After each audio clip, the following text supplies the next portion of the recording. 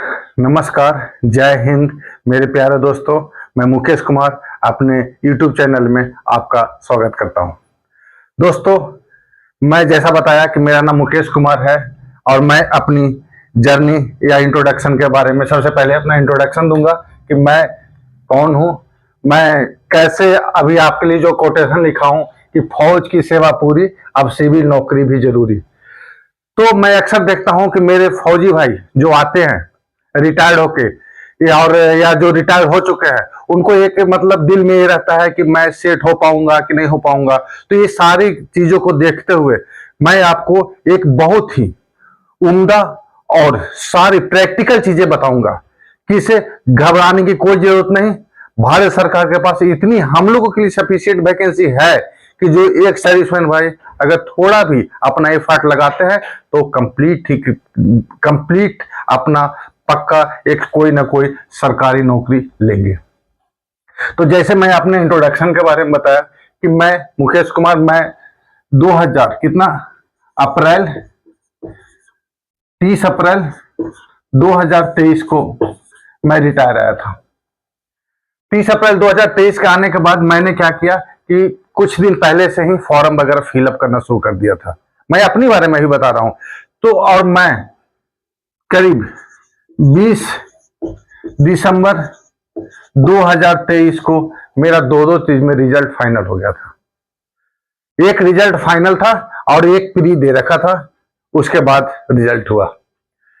तो आप सोच रहे होंगे कि मैं बहुत तेज स्टूडेंट था, मैं बहुत तैयारी किया था। ऐसा नहीं है।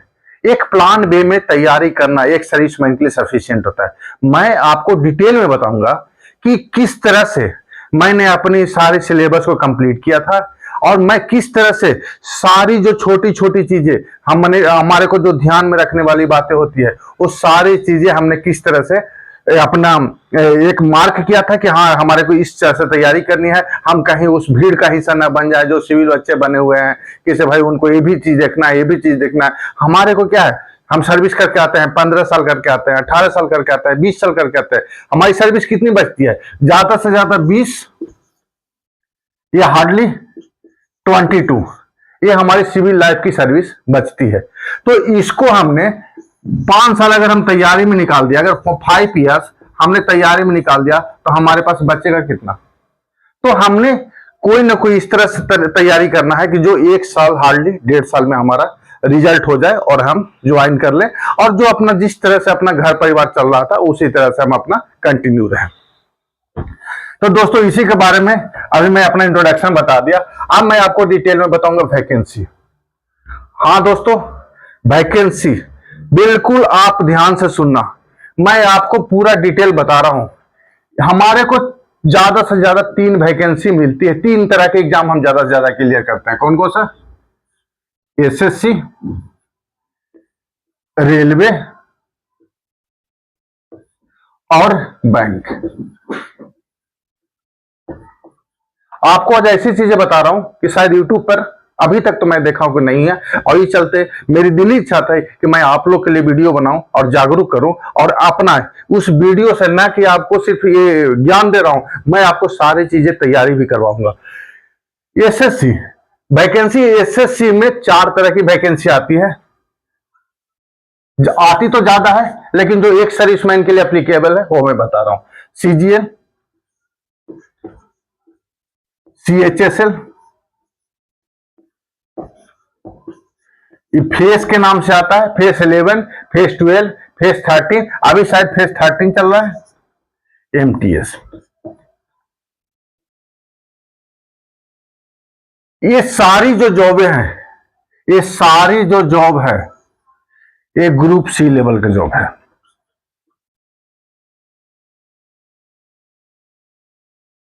आगे ये भी बताऊंगा कि हमारे को किस में कितना कोटा मिलता है, हमारे को तैयारी किस हिसाब से करनी चाहिए। रेलवे, रेलवे में आते हैं कौन सा? Goods guard, TC oblique TT,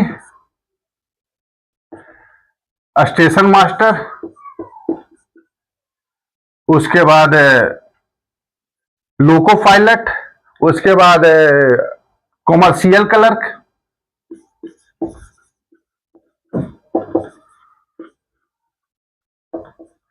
और इसी में आते हैं जो हम ग्रुप डी के नाम से जानते हैं।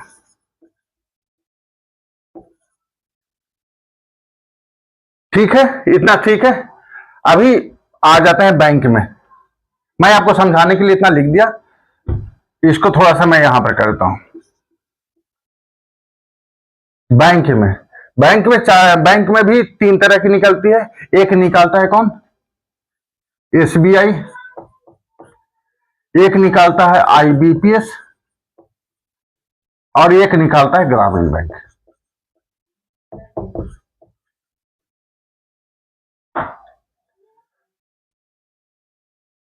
अभी आपने देखा कि ये वैकेंसी निकलती है साल में, इसकी तो कंफर्म नहीं है, लेकिन ये हर साल, पर ईयर्स, एवरी ईयर्स, ये भी निकालता है एवरी ईयर्स।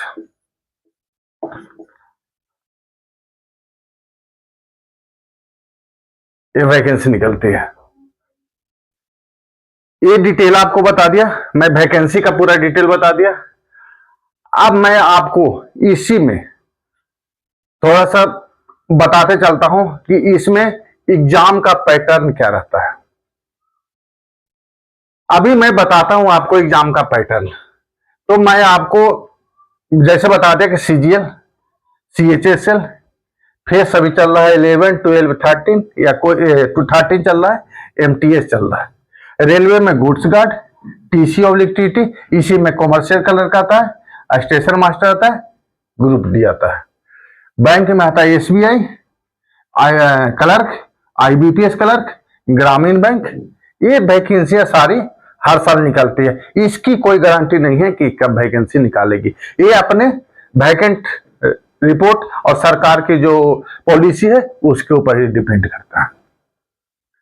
अब सर आप बोल रहे हो, आप सोच रहे होंगे कि सर इतनी वैकेंसी तो हमारे को पता है, ये इतनी तो निकलती ही निकलती है।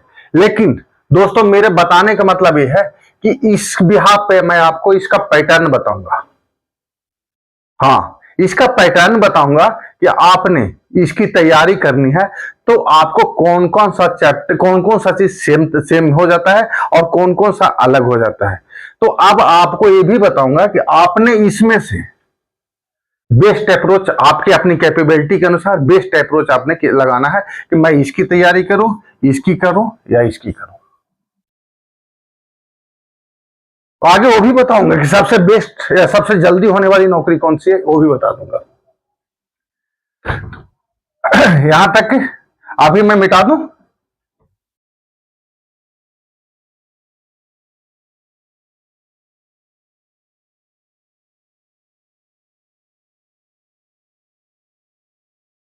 अभी कई भाई लोग सोच रहे होंगे कि सर इसका क्वालिफिकेशन तो बताया नहीं। हाँ, मैं बताता हूं। ये जो एसएससी के अंदर सीजीएल होता है, ये कौन सा? ग्रेजुएट। अगर आप बीए पास है, बीए जिसको हम ग्रेजुएट बोलते हैं, अगर आप ग्रेजुएट हैं तो सीजीएल भर सकते हैं। इसी तरह से फेस है, फेस जो 13 बोला था, ये भी इसका क्वालिफिकेशन भी सेम है। सीएचएसएल का भी क्वालिफिकेशन जो है 10+2 है। और यहां इसी में आता है एमटीएस, इसका क्वालिफिकेशन 10th है। ये वैकेंसी आपको हर साल निकालती है, पर ईयर। एग्जामिनेशन कैलेंडर साल कम से कम 6 महीना पहले ये अपना कैलेंडर निकाल देता है। Exam calendar, SSC exam calendar, इसमें बहुत सारी वैकेंसी होती है जो एसएससी ही कंडक्ट करती है। जैसे एसएससी जीडी हो गया, उसके बाद इसमें स्टेनो वगैरह का सारा एसएससी ही करता है इसका वैकेंसी कंडक्ट। ठीक है, अब बताते हैं कि इसका क्वालिफिकेशन हो गया। रेलवे में भी सेम है। रेलवे में क्वालिफिकेशन जो गुड्स गार्ड का है, जो गुड्स गार्ड का है एंड स्टेशन मास्टर, ये उसके लिए भी ग्रेजुएशन चाहिए। ये जो ग्रेजुएशन दोनों के चाहिए। उसके बाद जो टीसी ऑब्लिक टीटी, उसके बाद कॉमर्शियल क्लर्क, उसके बाद और जो ये जिस तरह की वैकेंसी है, जो ये इस लेवल की वैकेंसी है, उसके लिए क्या चाहिए, ये 10+2 चाहिए। और जो ग्रुप डी है,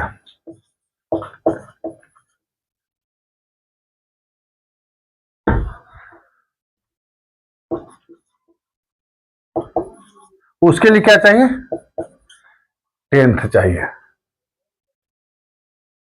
ठीक है, अब आगे मैं डिटेल बताता हूं कि इसमें वैकेंसी के बारे में मैं आपको पूरा डिटेल बता दिया। अब मैं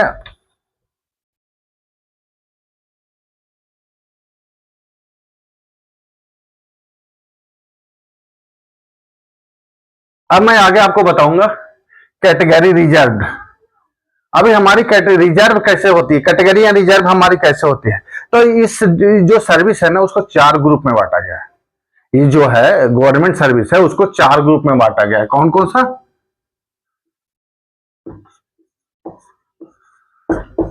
ग्रुप ए, बी, सी और डी। ये ग्रुप ए क्या है, इसको कंडक्ट करती है यूपीएससी। इसको ग्रुप ए को कौन कंडक्ट करती है, यूपीएससी। ग्रुप बी है, ये जो ग्रुप बी है, इसमें सिर्फ हम लोगों को, एक सर्विसमैन भाइयों को सिर्फ एज रिलैक्सेशन मिलता है। क्या मिलता है, एज रिलैक्सेशन। मैं आगे आपको अगले वीडियो में ये भी बता दूंगा कि सारे की एज रिलैक्सेशन का क्या है फैक्टर।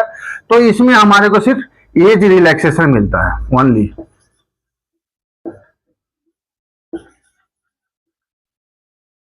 ग्रुप सी में हमारी वैकेंसी कितनी रिजर्व रहती है, 10%।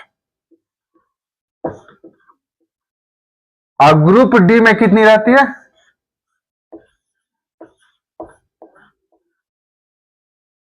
20%। पता चल गया। यानी ग्रुप ए है वो क्या है, यूपीएससी कंडक्ट करती है। ये बी में क्या है, एज रिलैक्सेशन रहता है, इसमें इंटरव्यू भी है। इसमें क्या है, इंटरव्यू भी है। और ग्रुप सी में हमारी वैकेंसी 10% रहती है और ग्रुप डी में 20% रहती है। तो जो बहुत तेज स्टूडेंट है उनके लिए तो ये दोनों है। लेकिन मेरा मानना है किससे, सबसे ये दोनों को हम भूल जाते हैं, ये दोनों को हम भूल जाते हैं, जो बहुत है ये दोनों को भूल जाते हैं। हमारा ज्यादा फोकस रहता है इस पे, करना भी चाहिए हमारे को इस पे फोकस। मैं इसका बेनिफिट भी आपको बताऊंगा, सारा चीज बताऊंगा। ये 10% वैकेंसी मान के चलो कि एसएससी हर साल, मैं आपको बता दिया, सीजीएल, सीएचएसएल, एमटीएस और फेस मिला के मिनिमम कम से कम 20,000 वैकेंसी निकालती है। इस 20,000 में 10% कितना हुआ, 2,000।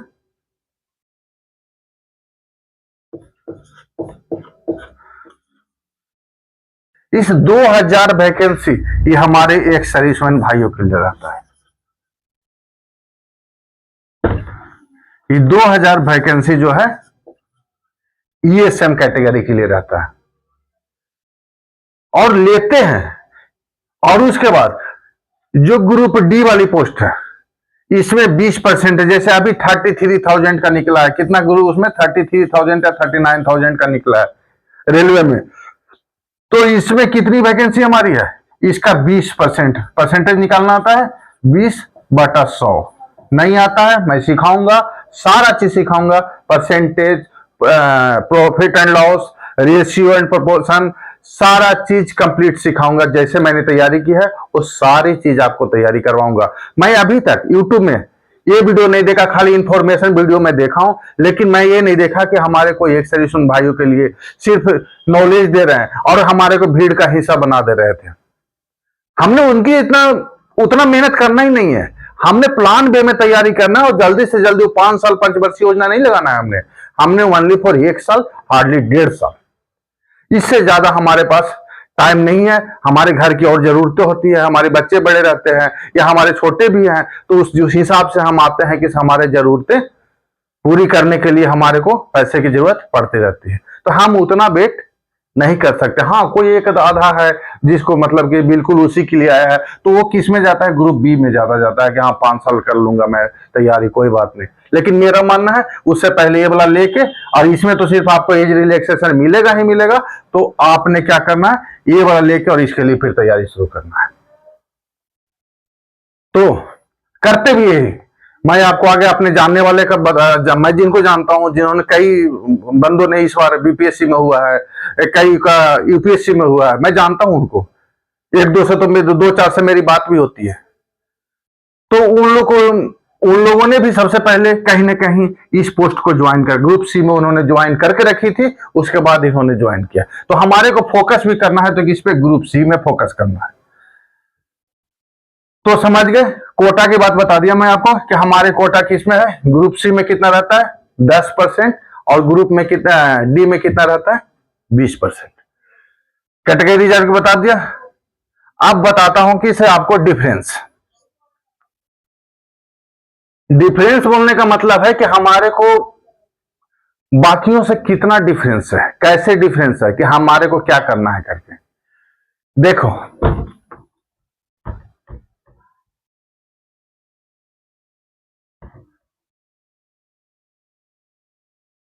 मैं आपको ये चीज बताया नहीं, आप डिफरेंस निकालना है कि हमने किस चीज की तैयारी करना है। मैं आपको पूरा ऑल ओवर एसएससी का मैं आपको पैटर्न बता रहा हूं, रेलवे का पैटर्न बता रहा हूं, बैंक का पैटर्न बता रहा हूं। एसएससी में सबसे पहले आपको क्या करना, मैथ। क्या होता है, मैथ। और क्या होता है, रीजनिंग। और क्या होता है, general knowledge of general science. और क्या होता है इसमें,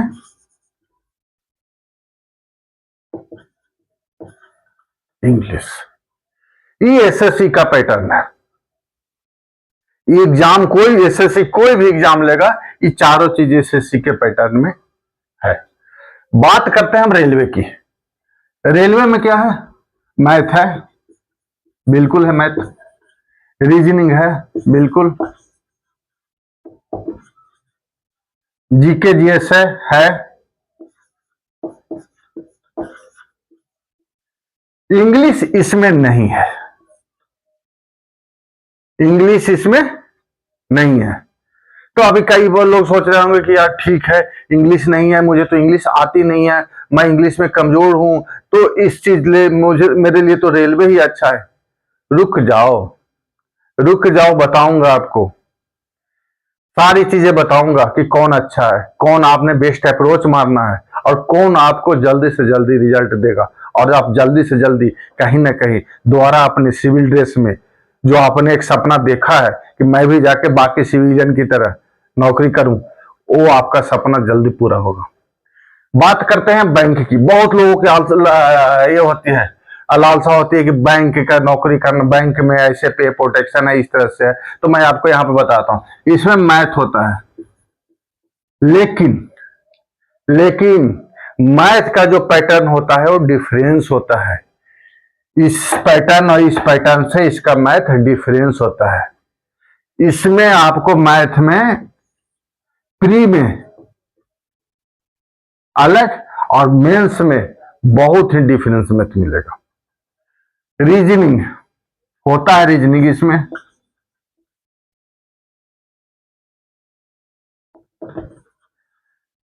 रीजनिंग का पैटर्न भी डिफरेंस है। इसमें ऐसा नहीं है इसमें रीजनिंग कि इसे 5 रीजनिंग ऐसे आ गया, न्यूमेरिकल बेस्ड आ गया, 5 रीजनिंग ऐसे आ गया कि इसे मतलब कि रिलेशन बेस्ड आ गया। होती है रिलेशन बेस्ड भी रीजनिंग होती है इसकी, लेकिन डिफरेंस है। सारी चीजें बताऊंगा आपको। इसमें क्या होता है, इंग्लिश होगा। अभी यहां पर क्या होगा,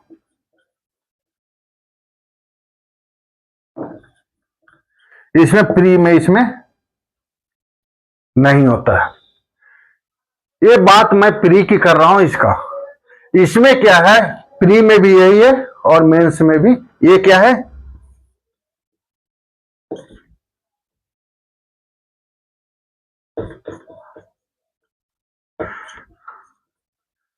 इसमें प्री और मेंस दोनों के लिए। इसमें भी सेम है,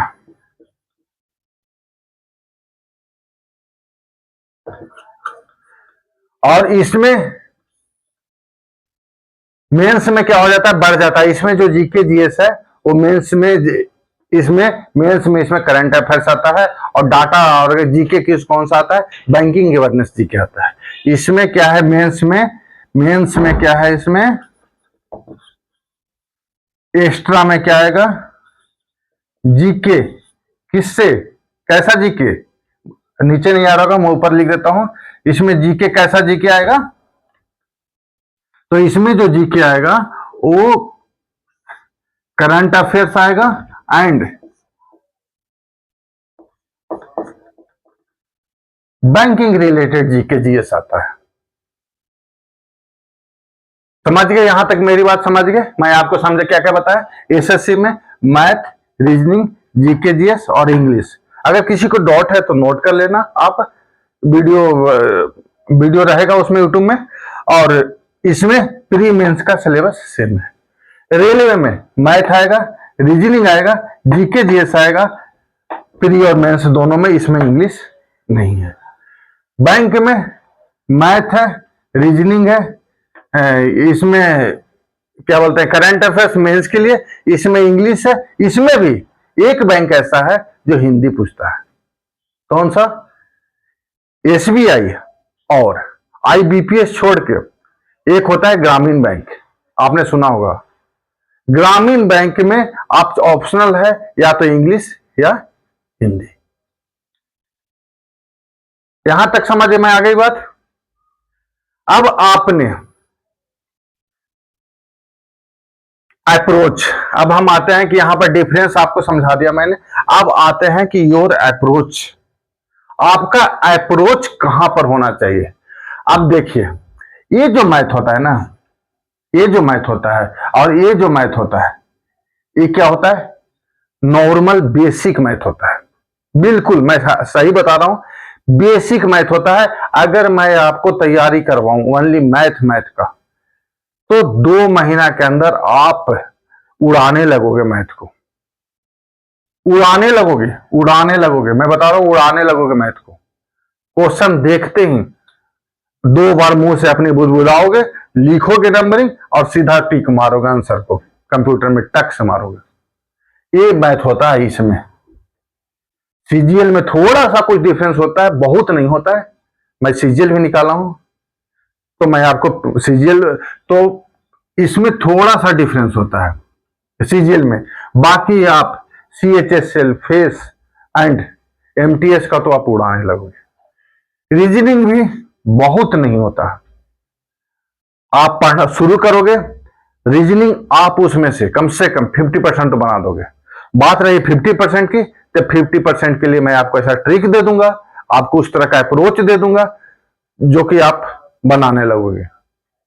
मैं पहले ही एक चीज और बताना आपको भूल गया था, क्वेश्चन का पैटर्न 3 लेवल का होता है। कौन सा, इजी, मॉडरेट और हाई। क्वेश्चन का पैटर्न क्या बोला आपको, ये हो गया। मैं आपको इसको मिटा के बताता हूं, आपको बोर्ड थोड़ा सा क्या हो जाता है, छोटा हो जाता है।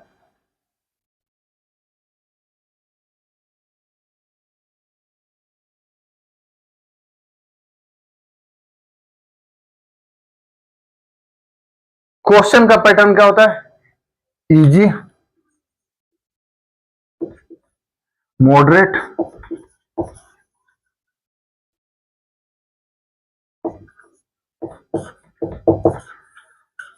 हाई।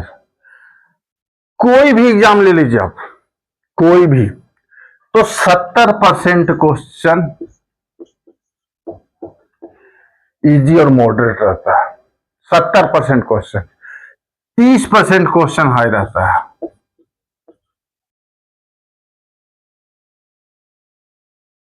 तो हम एक सर्विसमैन भाइयों के लिए, अगर आप इस 70% कर दिए ना, आपका सिलेक्शन कोई नहीं रोक सकता है, कोई नहीं।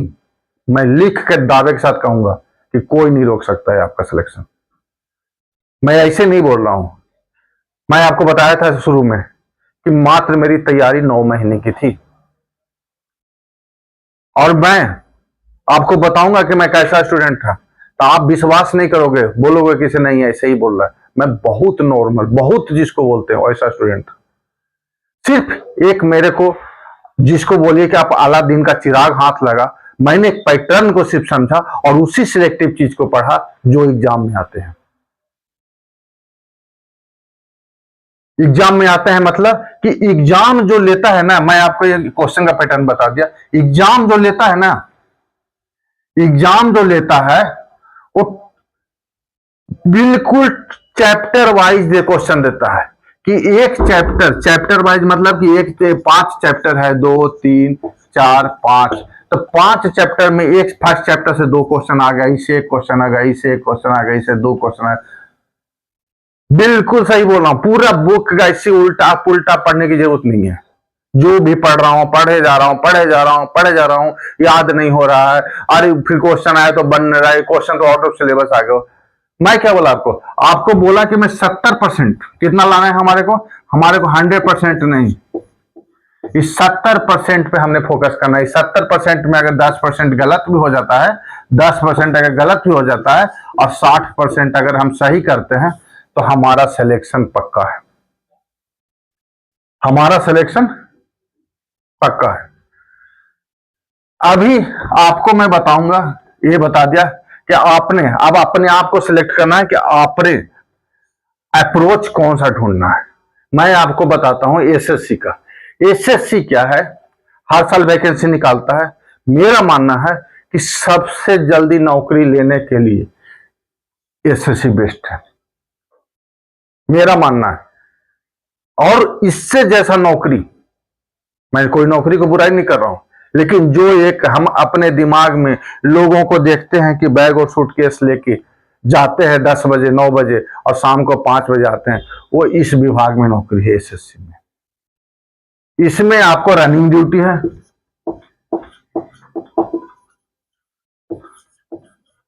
रनिंग ड्यूटी है इसमें आपको नाइट में भी ड्यूटी लग सकती है, डे में भी लग सकती है, इवनिंग में भी लग सकती है, मॉर्निंग में भी लग सकती है। लेकिन इसमें क्या है और इसमें क्या है, फिक्स है। इसमें आपको बिल्कुल टाइमिंग का कोई फिक्स है, या तो आपकी ड्यूटी 9 से 6 रहेगी जिसमें 5 डेज वीक है, जिसमें 9 से 6, या फिर आपको 9:30 से 5 जिसमें 5 डेज वीक है,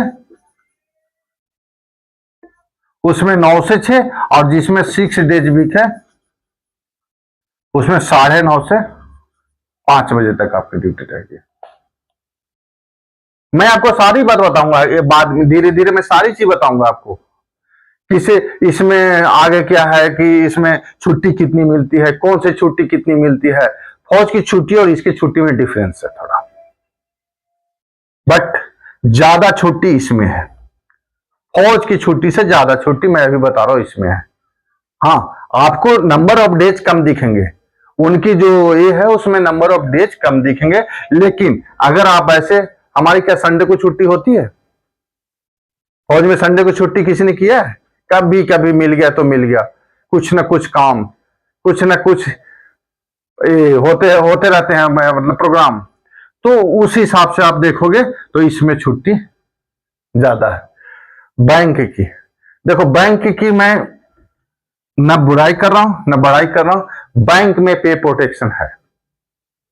आगे मैं पे प्रोटेक्शन के बारे में बताऊंगा कि आप सोच रहे हो कि से आप जिस दिन आओगे आपका पेमेंट 42,500 पे आप रिटायर होके आए हो, तो आपको आते ही आपको एक एक्स्ट्रा लगा के 43 या 44,000 पे आपको फिक्स कर देगा, ऐसा नहीं है। पे प्रोटेक्शन का मतलब ये नहीं होता इसमें, बैंक में ये पे प्रोटेक्शन का मतलब अलग होता है, जो कि एक लंबा क्लास है। लंबा क्लास का मतलब कि है 10 मिनट का लेक्चर दूंगा जो कि आपको मैं बारीकी से समझाऊंगा। तो बैंक की नौकरी भी वही है कि आप 10 बजे जाइए और 5 6 हार्डली 7 बजे तक आपको रुकना पड़ेगा, क्योंकि ये आपका टेबल का काम है, ये आज का काम आज ही खत्म करना पड़ता है। लेकिन अगर आपको आराम चाहिए, आप जिस व्यू से वहां से आ रहे हैं कि यार यहाँ तो बहुत, अब मतलब कि ड्यूटी अब उस तरह का बॉडी नहीं रहा कि जो कि फिजिकल एक्टिविटी या फिर दिन रात वाली, तो आपको सबसे बेस्ट और सबसे जल्दी नौकरी देने वाला कौन है? कौन है? तो ये एसएससी है। हाँ, 4 वैकेंसियां साल में आती है, एक नहीं 4, और सब एक पैटर्न, एक एग्जाम के पैटर्न पे आती है। क्वेश्चन का लेवल थोड़ा थोड़ा सा डिफरेंस होता है बस। तो ये आपको आज मैं इसके बारे में बता दिया। अब प्लान बीच में मैं आपको कॉम्बो पैक जिसको बोलते हैं, मैं सारी चीज आपको जो मैं तैयारी किया हूं, जो मैंने नोट्स बना के तैयारी किया, वो सारी चीज आपको भी उसी तरह से बताऊंगा कि कैसे हमने प्लान करना है पढ़ने के लिए। क्या बोला? Plan with me. हमने अगर मैथ पढ़ना है तो पहले क्या पढ़ें? पहले क्या पढ़ेंगे जिससे कि उसी ऑर्डर वे में पढ़ेंगे, जिससे कि क्या है कि क्वेश्चन उसी तरह से बनता जाएगा। अगर मैं जीके जीएस पढ़ूंगा तो पूरा ब्रह्मांड नहीं पढ़ना है, सिलेक्टिव बोल रहा हूं, सिलेक्टिव। मेरे पास नोट्स है, मैं आपको बाद में नोट्स भी प्रोवाइड करवाऊंगा, जिसको अगर नहीं बनाना है, लेकिन अगर कोई बनाना चाहता है तो मैं जैसे जैसे पढ़ाता जाऊंगा सिर्फ वैसे वैसे आप नोट्स बनाते चलना। अगर उसमें से मैं अभी भी दावे के साथ कह सकता हूं कि उसमें से अगर उससे ज्यादा क्वेश्चन आ गया तो जो मैं यहीं पे खड़ा रहूंगा, आप मेरे को बताना इस सर आपने तो ऐसे बोला था, उससे हट के एक भी क्वेश्चन नहीं आएगा। रीजनिंग ये पूरा डिपेंड करता है आपके इस बेस पे। अगर ये आपका सही हो गया तो ये तो आराम से हो जाएगा। आधी 50% तो आप ऐसे ही बना दोगे टाइम लेके। अगर बिल्कुल बिगिनर हो, आप बिल्कुल आज शुरू कर रहे हो, तो 50% फिर भी आप बना दोगे। लेकिन अगर आप 1 मिनट,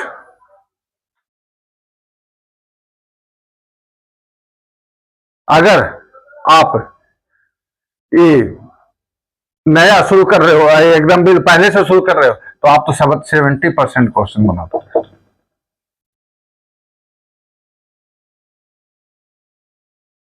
तो मैं आपको बात रही मैथ, रीजनिंग, जीके जीएस, बच गया इंग्लिश।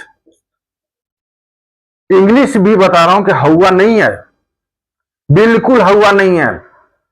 आपको ऐसा लग रहा है कि मैं तो ऐसे ही बोल रहा हूं कि इसे ये तो हो गया तैयारी, इसकी रिजल्ट हो गई या ज्वाइन कर लिया तो ऐसे बोल रहा है। नहीं दोस्तों, ऐसा नहीं है। मैं आपको सिर्फ बताया कि सिलेक्टिव चीज पढ़ाऊंगा, जैसे एक्टिव पैसिव कंफर्म है 2 नंबर, यानी कि 2 क्वेश्चन, यानी कि 8 नंबर आपका पक्का है इंग्लिश में। एक क्वेश्चन 4 नंबर का होता है एसएससी में। नरेशन पढ़ाऊंगा, 2 क्वेश्चन आ गया, 8 नंबर पक्का है। प्रीपोजिशन पढ़ाऊंगा, 3 क्वेश्चन हो गया, 12 नंबर पक्का है।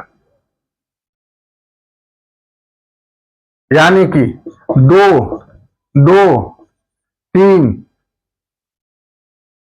उसके बाद आपको बेस्ट अप्रोच बताऊंगा, इल्यूमिनेट मेथड, इल्यूमिनेशन मेथड, जिससे इल्यूमिनेशन मेथड कई लोग जानते भी होंगे, कई लोग नहीं जानते होंगे।